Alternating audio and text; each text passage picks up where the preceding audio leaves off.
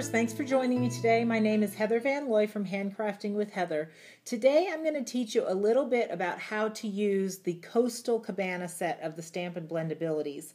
I have found that that set is just a little bit more finicky about blending than the others. The lightest color doesn't want to blend as easily, but I've found a way that works, and so I wanted to share it with you today.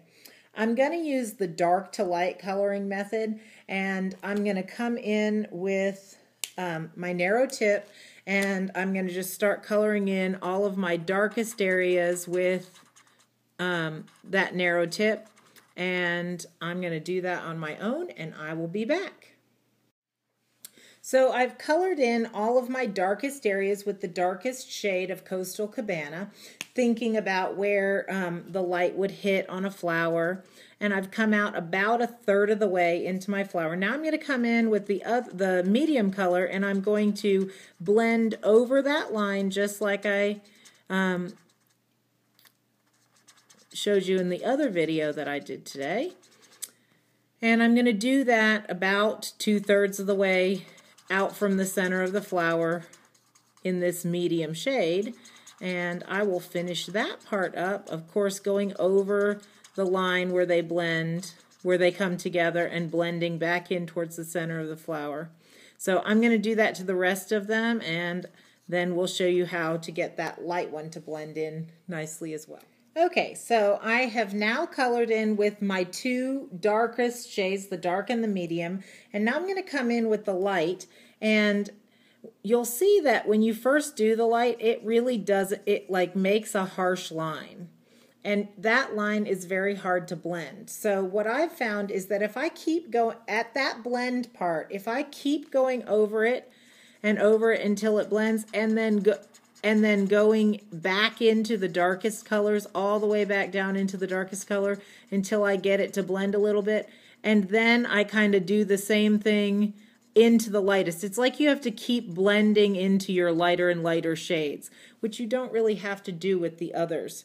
But if you do that and you keep blending over that area, that the transition line, then you can get a pretty good blend with these Coastal Cabana markers.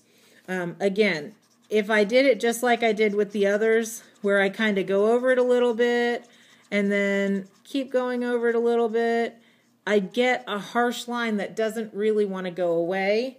But if I keep going over and over and over that area right there, and then blending back into the darkest, and then coming out and blending into the lighter, you really have to kind of work this one a little bit more. Keep going over and over those areas, and then blending out to the lighter shade too. Let me just come in here with this light one. I'll show you what I mean one more time over here. So I'm going to come right over where I want it to blend. I'm going to work back into my dark areas and keep blending, going over that area, blend back in here to darken up those darker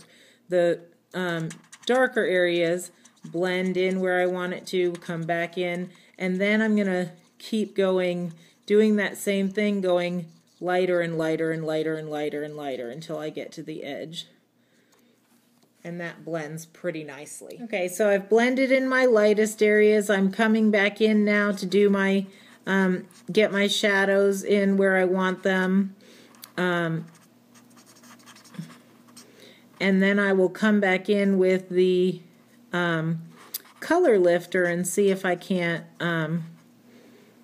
lift out some of that color to get my highlights.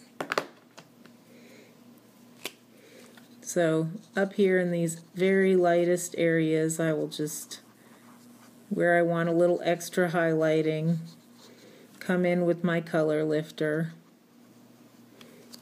And there we have it. That is how you blend Coastal Cabana. Thanks again for creating with me today.